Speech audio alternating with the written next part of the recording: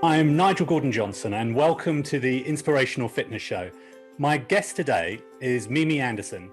Mimi is one of the world's most inspirational distance runners, having made an incredible journey from stay-at-home mum of three to multiple Guinness World Record holder. The list of achievements that Mimi has accomplished is endless, but here is a taste of some of the incredible races and running challenges that she has completed. 353 miles non-stop across the Arctic for the 6633 Ultra, where she was the overall winner and course record holder. She ran the gruelling distance from John O'Groats to Land's End. That's 840 miles across Britain, which she completed in a Guinness World Record time of 12 days, 15 hours and 46 minutes. Double Comrades in South Africa. The Namibian Desert Challenge, where she was the overall winner of the 220 kilometre race, a double Badwater, 292 miles across the most extreme heat and altitude conditions, the Spartathlon, 153 miles from Athens to Sparta, also achieving the double by running the return leg, 345 miles from the north to the south of the island of Ireland, and of course, the toughest foot race in the world, the Marathon des Sables, which she entered just 1 year after she decided to take up running. Not content with these races, she has also organised her own adventures, including 300 odd miles from Paris to London, 1,223 miles across South Africa, and an epic run to attempt to break the female world record to run across America a distance of 2,852 miles. The challenge was brought to an abrupt end due to injury, which we will talk about a lot and get into, after running an incredible 2,217 miles in 40 days. Mimi sets the standard for resilience, drive, determination, and a desire to overcome adversity and aim to massively overachieve. I am delighted to introduce Mimi Anderson. It's very nice to be here. Thank you. That was quite some introduction. Well, I'm sure you will live up to it. Oh, I hope so. You know what, the first thing that I think strikes everybody as soon as they see all of those things and just hear that, and I have to say that's just tip of the iceberg in terms of what you've achieved, but how on earth do you get into it into the first place? What took you from being, as we said, the sort of stay-at-home mum of three to suddenly take up running and then take it to the, not just the next level, but like an Uber level? Well, the honest answer is I wanted thinner legs.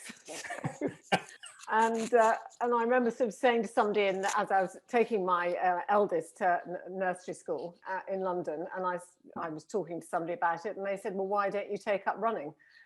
So I went to the local gym and I stood on a treadmill for the very first time. You know, I'd obviously gone to the gym before, but I'd never gone running because I thought, well, no, I can't do that. You know, I'll make a fool of myself or fall off the back or do something.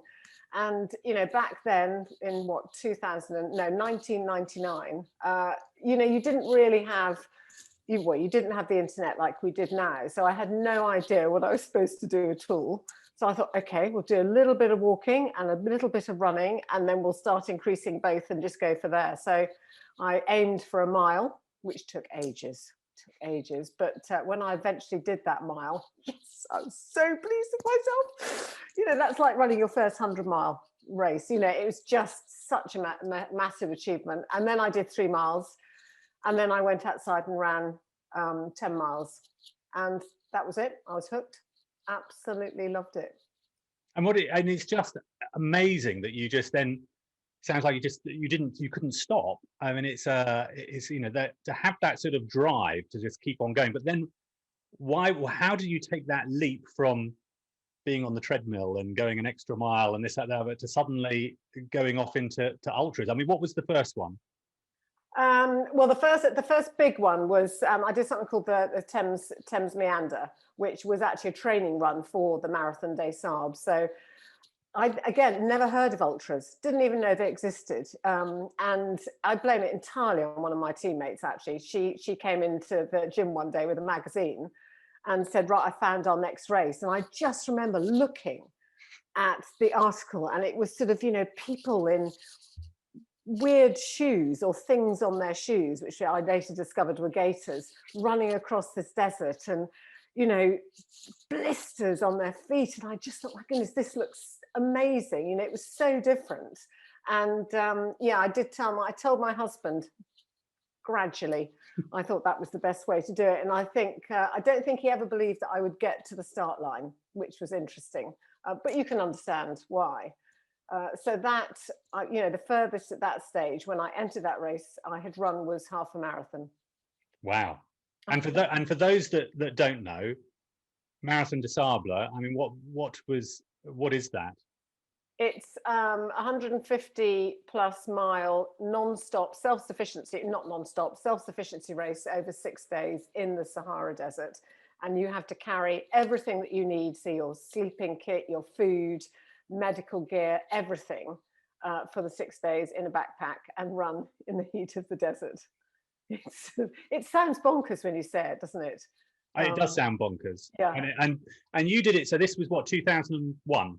2001, yeah. 2001, which was certainly, so as many who watch this know, that, you know, I did 2015 Marathon des Sables, and was probably a lot more organized than it is now. So it was certainly a case where it was you had, however much it was, but we had transponders and lots of special medical supplies and lots of people who were helping you out throughout it. Was it quite the same as that for yourself?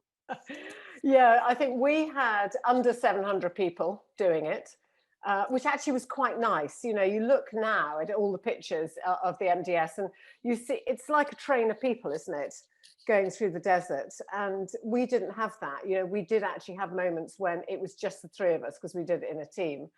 And yeah, we had no trackers on us at all, so we could have easily got lost. But the medical backup was second to none. It was absolutely fantastic because I did actually need to have medical backup and support. So because you not quite, I think you were quite poorly throughout. I picked up a bug, which meant that I just couldn't keep my food down inside me, so it was just coming out one end or the other.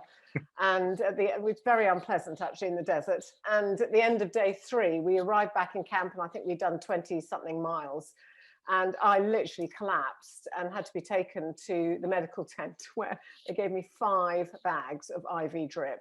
Wow. And it's a bit like being given the gin and tonic, you know, so you're feeling awful and all, you know, you literally want to go to sleep. That's all you want to do, curl up in a ball and just switch off from the world.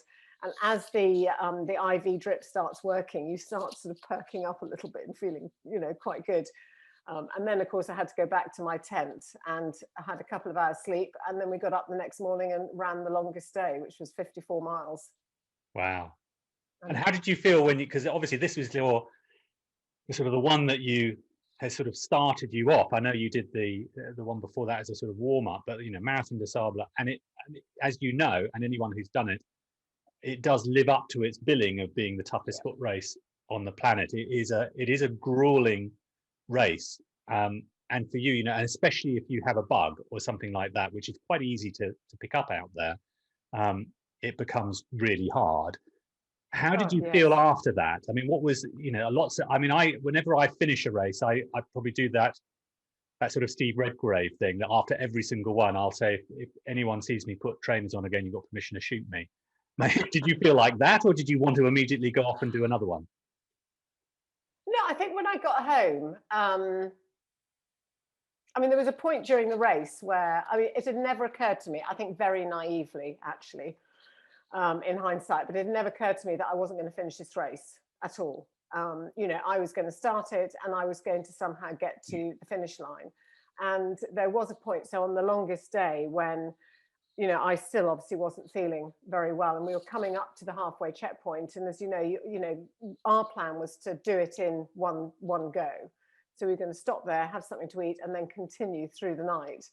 And I, at this stage, was lagging behind my teammates. I had tears coming down my eyes, in my face. And I think for the first time, I realized that actually perhaps I wasn't going to finish this race. And one of my teammates came up to me and she just said, Mimi, think of all those people at home who think you're going to fail, and walked off. And really harsh words. We are still friends, which is good. But it just flicked a switch. in my head, I think. And I had to dig deeper than I think I've ever dug before. And we did get to the end. And when I got home, I do remember sort of, I had these really swollen, blistered, disgusting feet, actually. I don't think I had a single toenail left on my feet. But I just remember thinking, do you know, Mimi, if you can finish a race that is that hard, feeling that ill, imagine what you can do if you're feeling 100%. So to me, it did the opposite. It just ignited a flame that I needed to sort of, you know, make even bigger. So yeah, that was the beginning of my journey, really. And how long did it take for you to do your next challenge after that? Were you immediately home and sort of internet searching something, or did it sort of just naturally happen? I think it just naturally happened because, again, we didn't have the internet in the same way that we sort of have now. You know, because when we entered the MDS, we did it on pen and paper. You know, when I did Badwater for the first time, your application goes in via the post. You know, I'm that old. So depressing. So it was really, it came gradually. So I couldn't go off and do another big race every single year because, of course, I had a young family. So the following year, I think I did something I did the trail walk on the South Downs with 3 other people as a team. And we won the fastest mixed team for that. And so I did a few races actually in the UK, which were, again, there weren't that many around. So if 100-miler popped up, I entered it, you know. And then there's a race in the UK called the Grand Union Canal Race, which is 145 miles and very well known. It's iconic in the UK. And I wanted to do Badwater because I'd heard about Badwater, and I thought, I've got to go and do that race. And again, I didn't know any other women in the UK that had done it at that stage. So I did the Grand Union Canal as a qualifier. A bit stupid, 145 miles. And I did that and then qualified for Badwater the following year. Yeah. Totally mad, but it seemed logical at the time. Yeah, it always does. All of these Yeah. kind of slightly odd things. Yeah, it always seems logical until you actually then start getting into it. Badwater as well is now again, if people aren't so sure about that, Badwater is now. Talk a little bit about where it is and quite what the real big challenges are there. Yeah, Badwater is, you have to qualify to do this race, and then you apply to enter it, and then you're either accepted or rejected. So Badwater is 135 miles in Death Valley in America, and it starts 282 feet below sea level. And you go through, it's a road race, but you go through 3 mountain ranges and finishing just under 8,500 feet above sea level in the portals of Mount Whitney. And the temperatures are very, very high. It is done in July, so it is the hottest time of the year. So everybody has to have their own support crew. And literally your support crew will meet you every couple of miles or even every mile, which might sound a little excessive, but they need to make sure that you're drinking enough water. They need to give you food. You can't really carry anything. You carry some water with you, and that's it. It is so hot. It's like running in an oven, and the bottom of your trainers can melt from the heat coming off the road.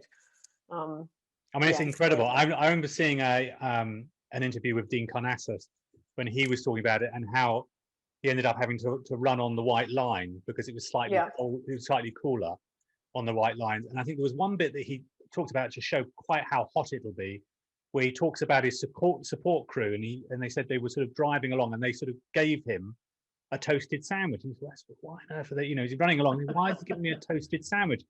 And as you do when you're sort of doing these races, you're sort of running along thinking this is so strange. And then he suddenly realized, of course, it wasn't toasted.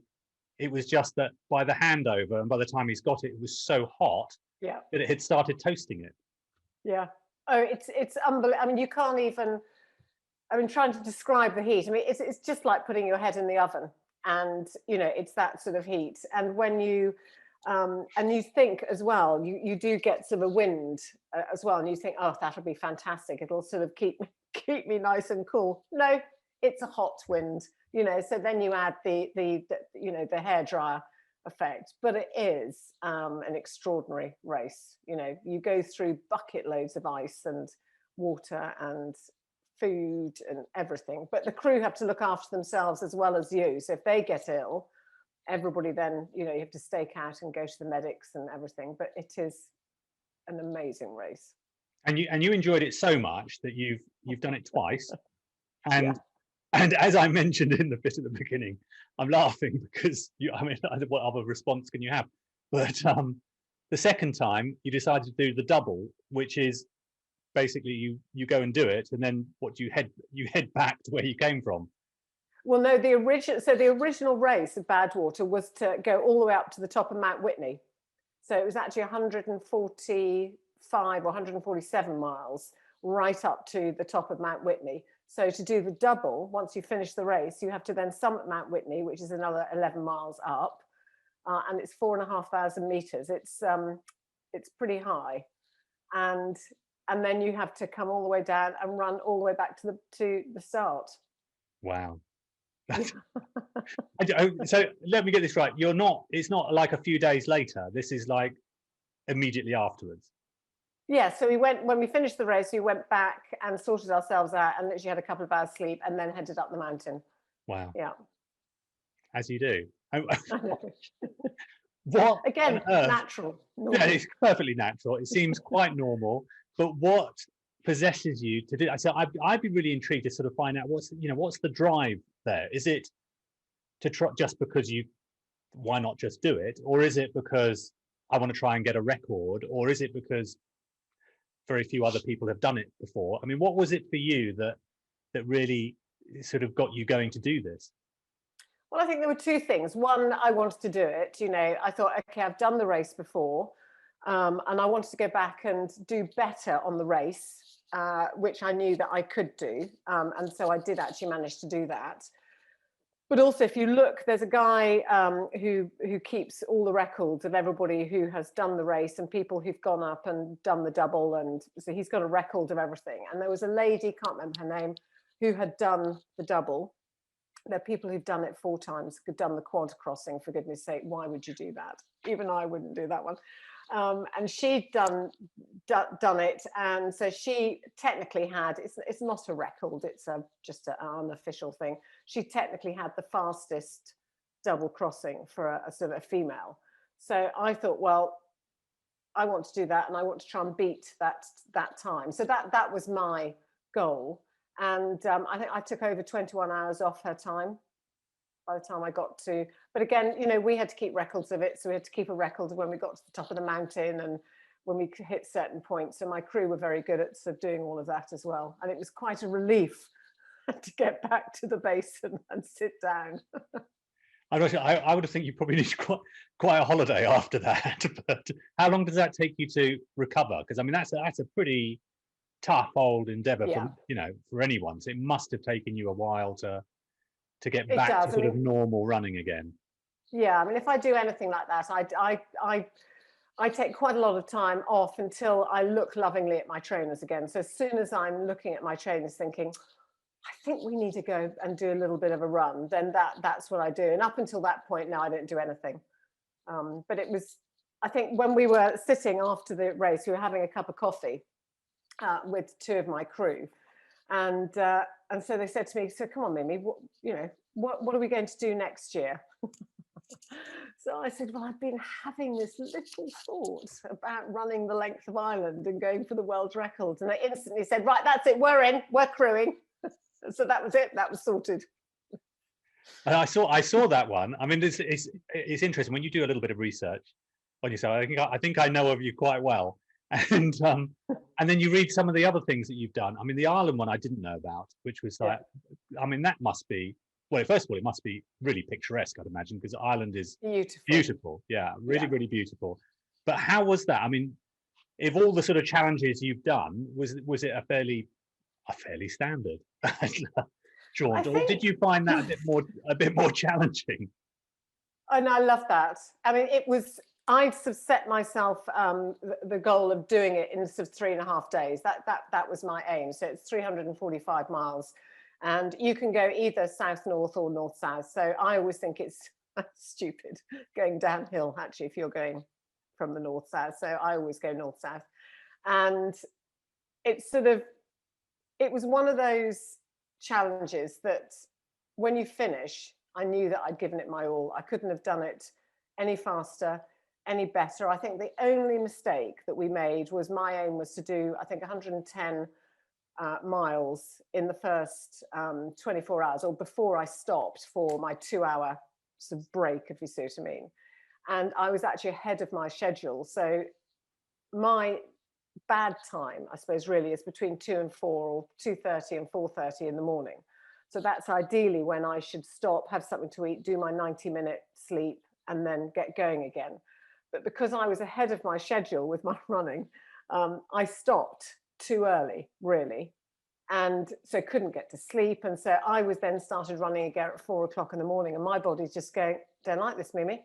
Absolutely not. You should be asleep. So it took too long to sort of wake up. So I think if I was to do it again, then I would have carried on running. But actually, that's quite minor. I got the record. I took over 10 hours off the previous record. So at that point, I had the male and the female record. Awesome. And that probably, I mean, I completely agree with you. Going north to south is in my head, that's downhill as well. Yeah. So I would be doing exactly the same thing. I think that mentally, if you were doing it the other way around, you'd be convincing yourself the whole time, well, I'm going uphill all the time. So I think it would make it more hard.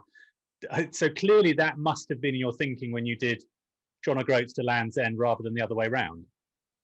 Well, there were two reasons.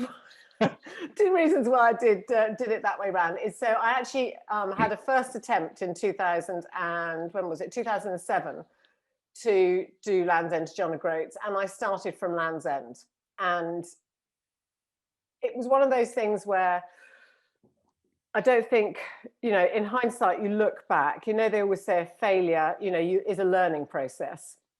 Well, after about 200 miles, I got an injury in my hip, so I couldn't continue. But actually, I don't think that attempt ever would have succeeded because I hadn't support crew properly. Nothing was going to work. So at some stage, everything was going to just go tits up. It just wasn't going to work. So when I went back in 2008, I just decided that I was not going to start from Land's End again. I was going to start from John O'Groats, and I am a Scot, you see, as well. So I wanted to start in Scotland. And then I wasn't chasing the previous record, although you're chasing the time. I wasn't trying to compare my days with her, which I think, again, subconsciously, I might have been doing the other way around. So that's why I went north-south. And you got the record? I did, yes. You did achieve. I mean, it was. If I remember rightly, it was what? How many days did you do? I'm looking down at my notes to see where I wrote it. I know, it's over here on my wall somewhere. 12 days, 15 hours, and 46 minutes or something. Yeah. Yeah. So I mean, it's a hell of a journey. So I mean, how did you do it? Were you on course right the way through, or did you have to make up time? How did that work? Well, I was my crew. I knew nothing about sort of the timings and things like that. Well, I did, but I left all that up to the crew once we started running. So they, we knew that we had to run X amount per day to be on track. And then on the very last day, it really was touch and go as to whether I would get the record. We were close at that stage, and so they said to me, right, Mimi, today you are not stopping. You're going to eat as you go. There is no stopping today. You are just going to go. So I said, okay, that's fine. That's my job. That is what I'm going to do. So we headed off. And I just remember thinking, it's my last day. Yes, I can have a lie-in tomorrow. I don't have to run. Hallelujah. And I was on track. I was ahead of the schedule they'd given me. Everything was hunky-dory. The sun was shining. It was absolutely marvelous. And then we were stopped on the A30 by a policeman. And you can imagine. This is before it wasn't because you were breaking COVID regulations, obviously, but no. Before that. And I wasn't breaking any regulations at all.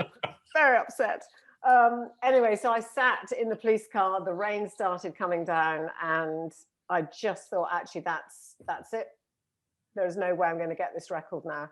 And it was really hard. I mean, you know, it's like if you're in a race or you're doing something and, you know, you're on track, you're doing well, you're motivated, you're feeling fantastic. And then suddenly in an instant, that's all taken away from you in a nanosecond. So when I was allowed to start going again, you know, I had quite blistered feet. So it takes you a while to get your feet warmed up again with the blisters. The rain was coming down, there was loads of traffic, and I just, I struggled to get myself motivated. And I was just looking for something, a chink of light, anything, just to sort of turn the lights back on again. And I saw this sign on the side of the road, and it said Penzance, 13 miles. And I thought, do you know, Mimi, you can do that. That is only half a marathon. And, you know, that's all I needed. And then it was back on. I beat the record because of that horrible policeman by only 37 minutes. But I beat it. I did. You beat it. Exactly. Yeah. In spite of that horrible policeman. Yes. Yeah, he could have been your sort of the motivation to make you go a little bit quicker. Yeah, he could have been, but I could have done without the stress. I agree. Yeah, it was exactly. Quite stressful. Yeah, but never mind. It all adds to the story, doesn't it? So. And why do you think? I'm always fascinated with why people do these strange things. What drives you? I mean, have you always been competitive? Have you always, you know, even as a child, were you like that? Well, I never think of myself as competitive, actually. Even when I started running, and, you know, you enter races, I never thought of myself as competitive until you actually start running. And then you think, doing quite well here. Or you start looking, you know, then you start looking at the other women who are doing the race and you're thinking, Mimi, you know. So, I mean, I probably was at school. I don't remember being particularly competitive. And to me, it's sort of quite normal. It's not, you know, people sort of say to you, why do you do this sort of thing, Mimi? And I just said, well, why shouldn't I? You know, it's sort of, it is normal. I love doing it. I love putting on my trainers and going out for a run and discovering new places, or, you know, traveling around the world, which I've been very lucky to do. I've gone on holiday, my running is my holiday, to places that my husband would never have taken me to. So yeah, it's fab. So why wouldn't I do that? I think it's just fantastic. Other people ride horses and, I don't know, go skiing and do things. I just run.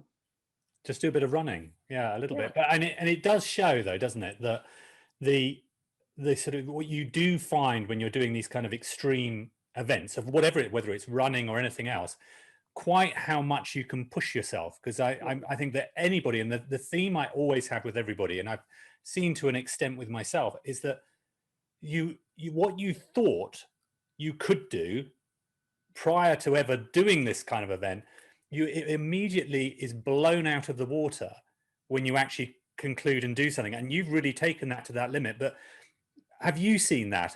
You know, do you ever look back and think, crikey, where I've come from, when we talked about right at the beginning, when you first started and you were struggling to do a mile? Yeah, I do. And I do have to pinch myself every so often to think, you know, I've done these events.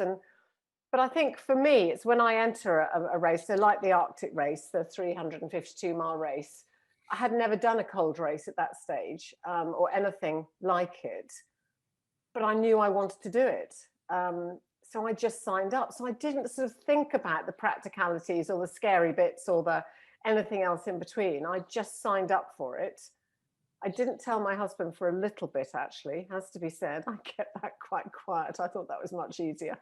And I just think it sort of becomes more normalized as the training goes on. And then, you know, the whole process of then the training, the thinking about it, the preparation, the getting the kit, and it all suddenly starts to become more normal.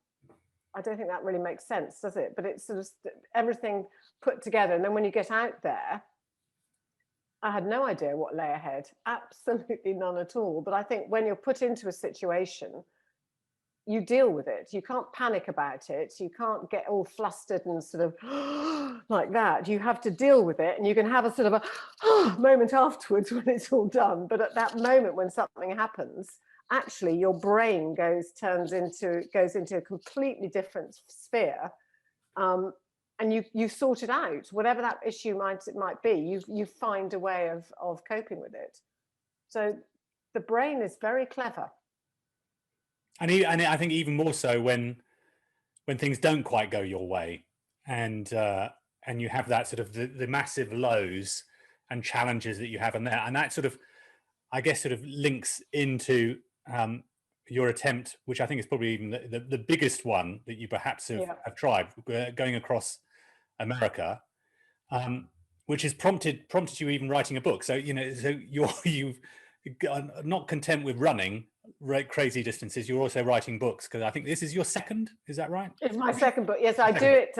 I have a ghostwriter. Can you say that? Ghostwriter? She's Lucy. You can. So Lucy and I write the book together. So she writes it, and I then look at it and check it, and you basically do you just sort of ramble off and just keep on talking about it, and they then put it into normal language?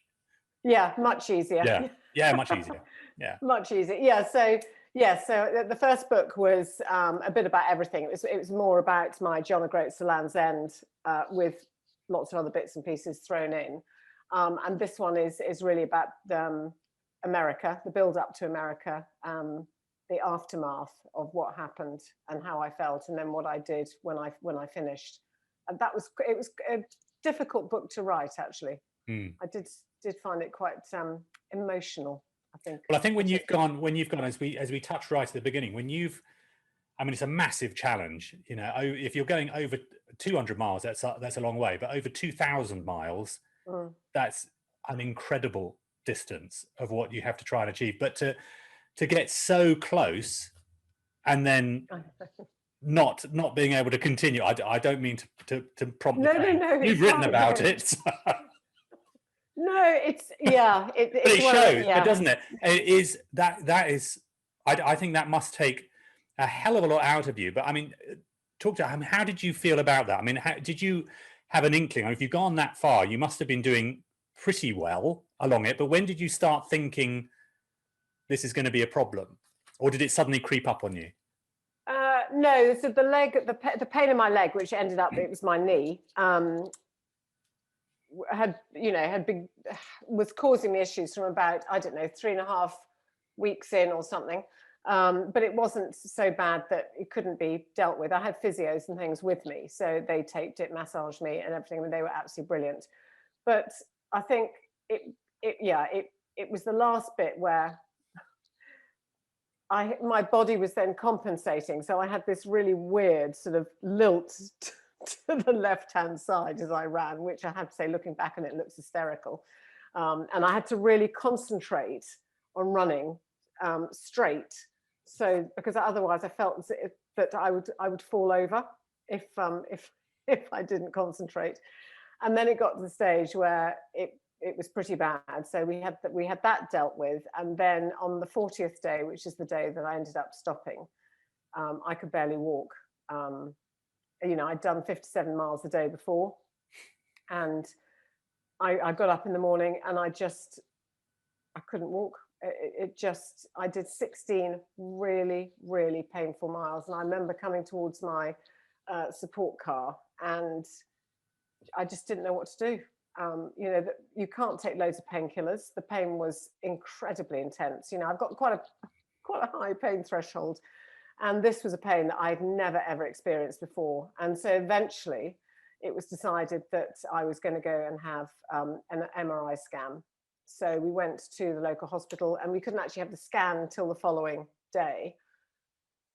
So I still was convinced that I was going to go start running again after the scan. They were going to find something, and I was just going to have an injection, or they're going to give me a magic pill, anything, didn't care.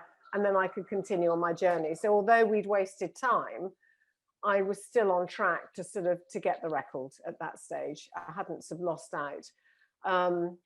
But once we got going again, if we had, then that would have been it. I would have just had to have gone. and there would have been, you know, longer days, and my crew would have had to work things out. Sadly, the scan showed that I had really bad bone edema, sort of below and above the knee. So basically, my bones were swollen, and I had no cartilage on the outside of my knee at all. So I was bone on bone, and yeah. And he said to my husband that, you know, if Mimi continues, she could end up getting multiple stress fractures. She can have an injection, but actually they don't always work. And, you know, she could ultimately cause huge amounts of damage and could end up going home in a wheelchair, having to have a sort of a knee replacement. But even knowing all of that, it still took me over an hour to make that decision to stop. It was the hardest thing. You know, you got so far. I'd run 3/4 of the way across the country. I had 13 more days to go to do it. And my body just couldn't do it. Just couldn't do it. So I stopped. And I have to say I felt like a complete and utter failure when I had to call it a day. And I felt so ashamed of myself because I'd failed. I hadn't achieved my goal. I don't mind failing, but this to me was up there. It was an epic fail. And I just wanted to hide away. Actually, I didn't want to see the world. I didn't want to face the world. And I just wanted to hide away. So I did. I mean, that must be, I think it's just the sheer volume of mileage that you've done, and to have to go through all of that. And I think that anyone who knows you're doing any kind of physical activity, whatever the limit, when you get to any kind of limit of it, it's tough. Yeah. But then to get to, so you know, it's all a multiplier in one way or another. But to get to that length, but then it's the so near yet so far. But then, having said that, it's, you know, you battle back from it, because it must be a hell of a knock. But you know, how did you deal with that? How did you get yourself out of that? Because that must have been a real knock to your ego, I mean, did you even want to run again? At that point, no, I didn't want to run at all. Well, I couldn't actually. I was, you know, yeah, I was not in a good way. I could barely walk. I look back on pictures and videos that I did, and yeah, I looked absolutely awful. I think for me, I lost my identity, which is so stupid, isn't it? You know, my identity for the last 20 years have been running. And suddenly that was taken away from me. You know, I knew that I wouldn't be able to run long distance again. So I found that really, really hard. And I think, but most of all, I think it wasn't ego. I just felt really sad that I hadn't finished, that I hadn't done it, that my body had let me down. And, you know, I couldn't have tried any harder. I physically and mentally couldn't have, you know, I couldn't have walked all the way to New York in that sort of pain if I couldn't do, you know, the 16 miles. So when I got home, I did find it really tough. I suddenly, you know, I'd gone from being this runner to, well, what was I? I wasn't anything. And I didn't seem to have a place anywhere. And I think that I found difficult. You know, before I was a runner and I felt part of the running community, and then suddenly I wasn't a runner anymore. So although, you know, I had lots of lovely messages and, you know, I was still part of the running community, I didn't feel as if I was, because I couldn't run. So how could I be part of a community where I can't take part in it?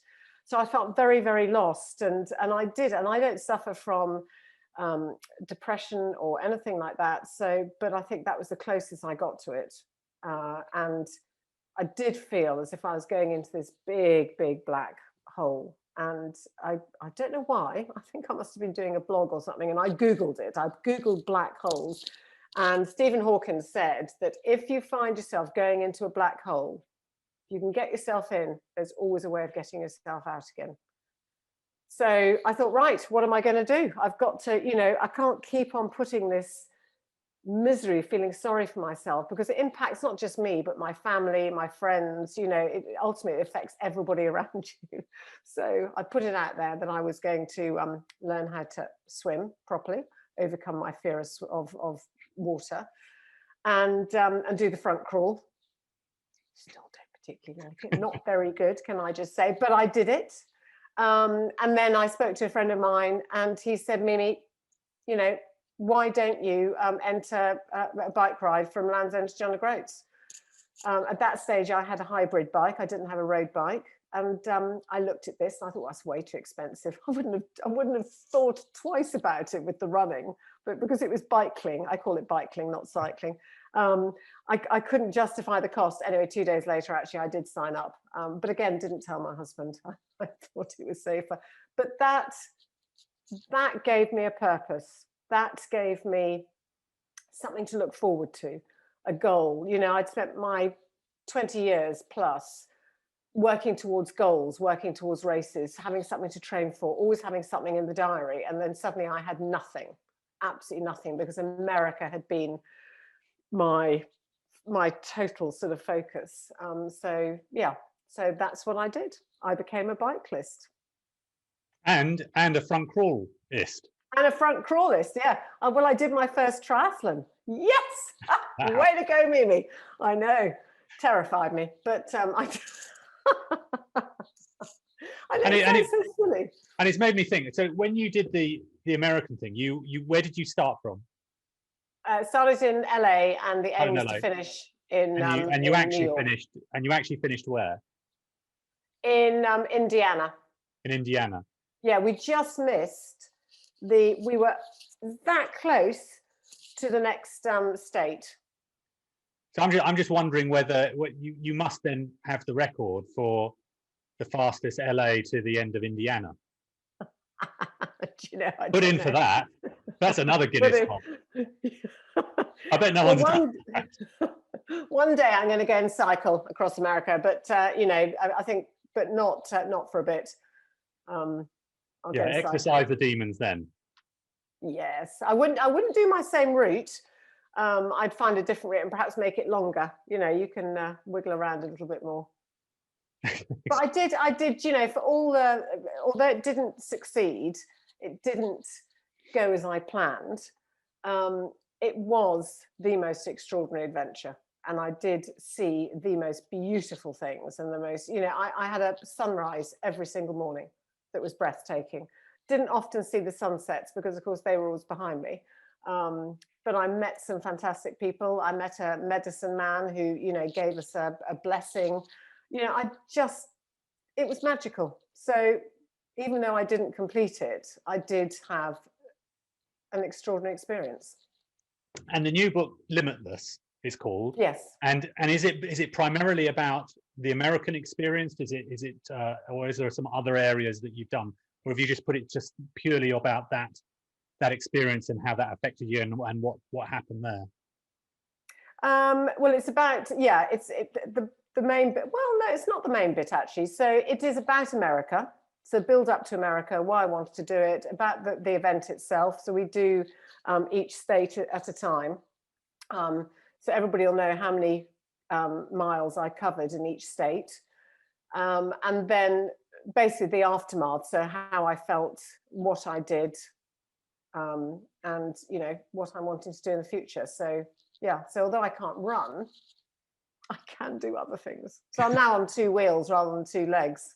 So, exactly. You found a new avenue for it, which I think is the right thing to do. But I don't think you're certainly not alone with it. I don't know if you've seen Haruki Murakami, the novelist who wrote what I talk about when I talk about running, and if people have never read this, you should definitely read it. It's a fascinating story, and he was a typical writer, and he talks about himself in this particular one about his journey into running.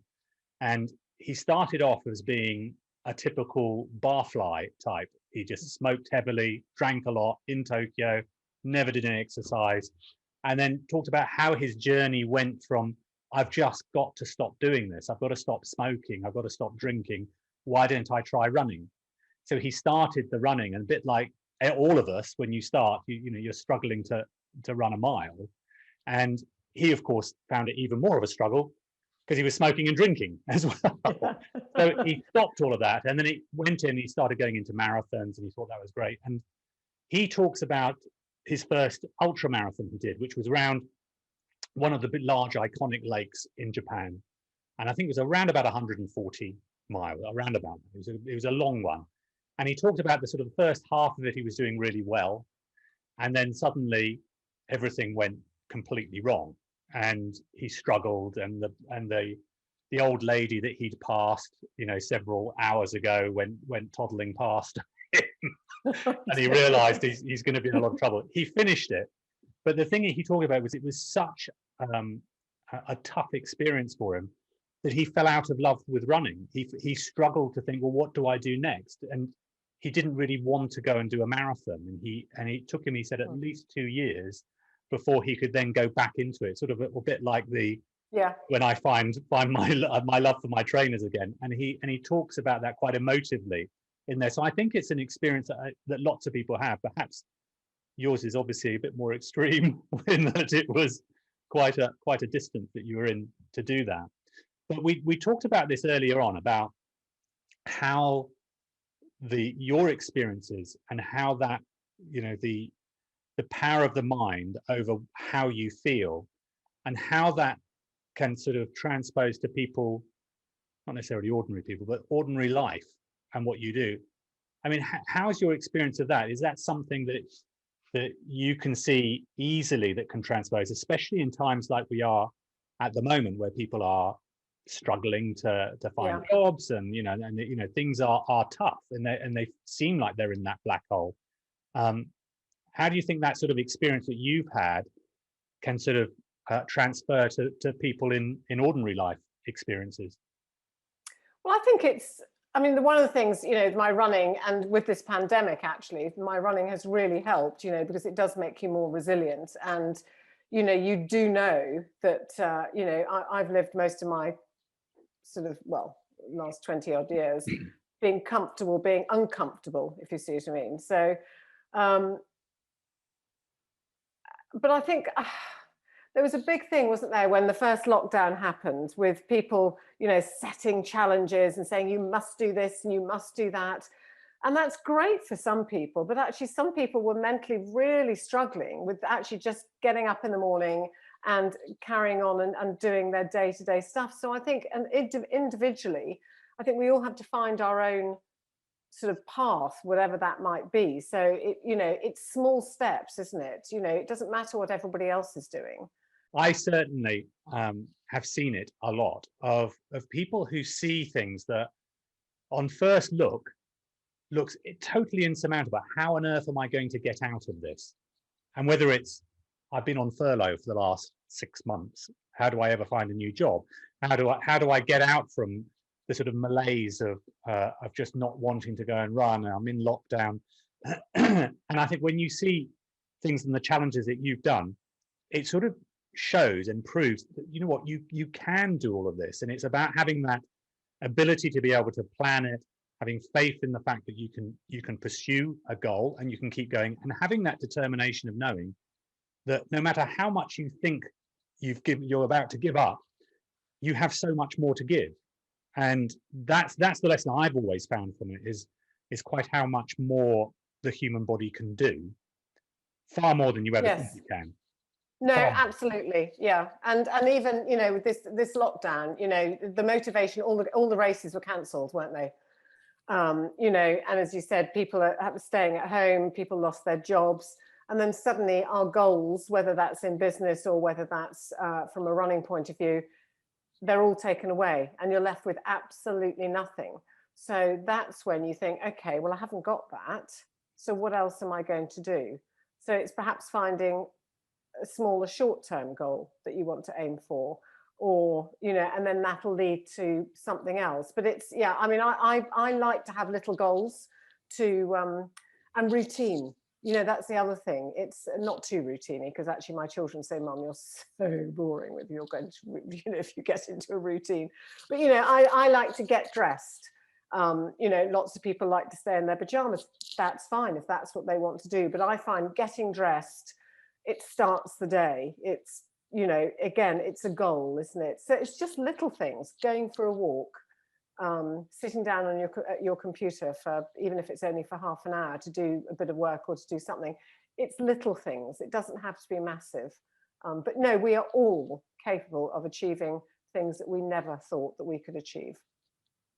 Well, Mimi, it's been an absolute delight. We've flown through already. The book is called Limitless. When does it come out?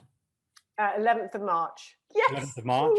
And I'm sure we will add links into here as well of where to purchase and how to get it.